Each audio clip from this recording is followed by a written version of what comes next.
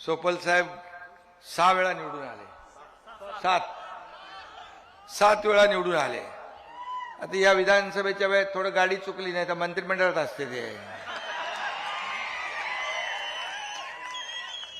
बघायचं आहे ना तुम्हाला।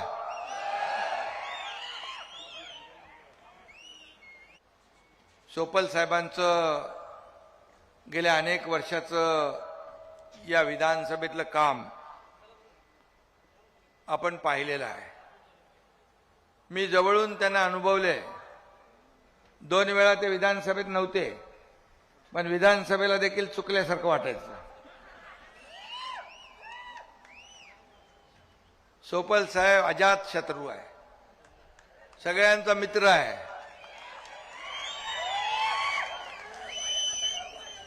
आमदार कसा असावा तर दिलीप सोपल यांचं नाव घ्यावं लागेल। ते मंत्री पण होते, कुठल्या साली नाही, कुठल्या 95 युती सरकारमध्ये बाळासाहेबांच्या आशीर्वादाने मनोहर जोशी आणि राणेसाहेब आणि 13लाही होते। तसा अनुभवी माणूस आहे आणि कलाकार पण आहे।